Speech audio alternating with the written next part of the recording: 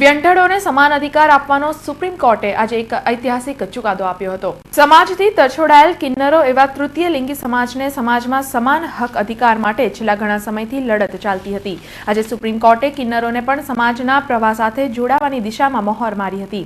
Supreme કોર્ટે ઐતિહાસિક ચુકાદો આપતા કિન્નરોની તરફેણમાં ચુકાદો આપ્યો હતો। સુપ્રીમ કોર્ટના ચુકાદાને આવકારી દેશભરના વ્યંઢળ સમાજે આજે જીતની ખુશાલી વ્યક્ત કરી હતી।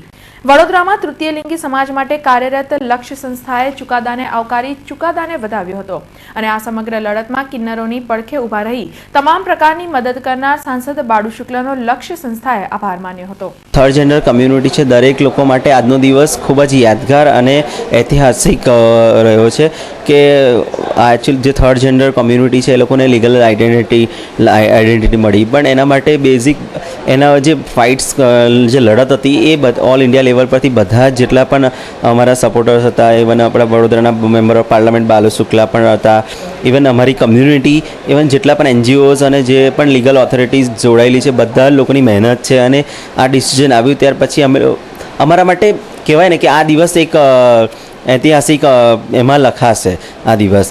અને એમાં વસ્તુઓ મેન્શન થઈ હતી જેવી રીતે એડોપ્શન છે કે થર્ડ જેન્ડર કમ્યુનિટી પણ એડોપ્શન ચાઇલ્ડ કરી શકશે।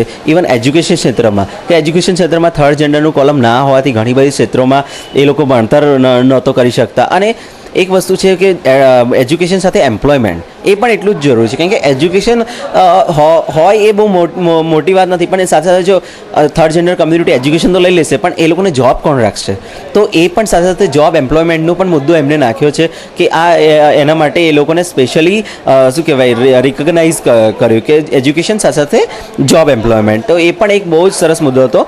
અને સાથે સાથે કે મેડિકલ સર્વિસીસ કે અત્યાર સુધી જેટલી પણ થર્ડ જેન્ડર કમ્યુનિટી છે પોતાને પણ ફિઝિકલી ચેન્જીસ થતા હોય કાં તો કરાવવા હોય અને જેટલી પણ સર્જરી છે પ્રાઇવેટ હોસ્પિટલમાં કાં તો એવી જગ્યાઓ પર જઈને કરાવતા હતા કે જ્યાં આગળ એમને એટલું રિસ્ક છે અને હેલ્થની એટલી કેર ટેક નથી લેતું છતાં પણ એ લોકો કરાવતા હતા, બટ કેમ કે લીગલ કોઈ ગવર્મેન્ટ કે એવી જગ્યા પર ઓપરેશન કાં તો સર્જરી પોસિબલ જ નથી। પણ હવે એવું છે કે ગવર્મેન્ટ હોસ્પિટલમાં જેમને જે પણ સર્જરી કાં તો ચેન્જીસ કરાવવા હોય તો એ પોતે જઈને કરાવી શકશે ત્યાં આગળ, અને એક લીગલ અને કેરટેકર સાથે વેલફેર બોર્ડની પણ ગવર્મેન્ટ રચના કરે જે અને એ થર્ડ જેન્ડર વેલફેર બોર્ડ હશે કે જે આ બધા જે થર્ડ જેન્ડરના લોકો છે એ લોકોને જે પણ સોશિયલ સ્કીમ્સ હોય આ હોય બધામાં લીગલ મદદ કરે અને ગવર્મેન્ટે આગળ એમનું સ્ટેપ લેવું જોઈએ થર્ડ જેન્ડર વેલફેર બોર્ડનું। સૌથી પહેલાં તો સુપ્રીમ કોર્ટે જે ચુકાદો આપ્યો છે એ કે જે ટ્રાન્સજેન્ડર કમ્યુનિટી છે એને થર્ડ જેન્ડર તરીકે રેકોગ્નાઇઝ કરી છે અને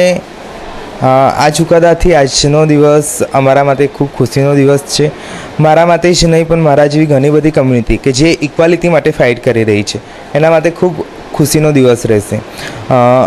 ગવર્મેન્ટે સોશિયલી અને ઇકોનોમિકલી જે બેકવર્ડ છે એ જાહેરાત કરે છે અને એઝ અ ઓબીસી આ લોકોને કન્સિડર કર્યા છે અને એક રિઝર્વેશન કર્યું છે જોબમાં પણ અને એજ્યુકેશનમાં પણ। એટલે અત્યાર સુધી ઇન્ડિયામાં આપણે જોતા આવ્યા છે કે જે કિન્નર સમાજ અધરવાઇઝ ટ્રાન્સજેન્ડર સમાજ કે જે આપણે બેગિંગ કરતા જ જોયા છે એ લોકોને, કદાચ આ ચુકાદા પછી જોબ સેક્ટરમાં કોઈ જગ્યાએ જોબ કરતા આપણે જોઈશું, ઇન્સ્ટિટ્યૂટમાં કદાચ કોઈને સ્ટડી કરતા જોઈશું। એટલે આ કમ્યુનિટીના ડેવલપમેન્ટ માટે કમ્યુનિટીના વિકાસ માટે એક મહત્ત્વનું સુપ્રીમ કોર્ટનો ચુકાદો એનો રોલ કહેવાય, કેમ કે આ જે ચર્ચા હતી અમારી બાલુભાઈ શુક્લા જોડે શરૂઆત કરવામાં આવી હતી અને આ ચર્ચા પછી અમે બાલુભાઈ શુક્લાને અમે એક લેટર અમારા જે ઇસ્યુ હતા ઇસ્યુના એક લેટર અમે ડ્રાફ્ટ કરીને બાલુભાઈ શુક્લાને પરત કર્યો હતો।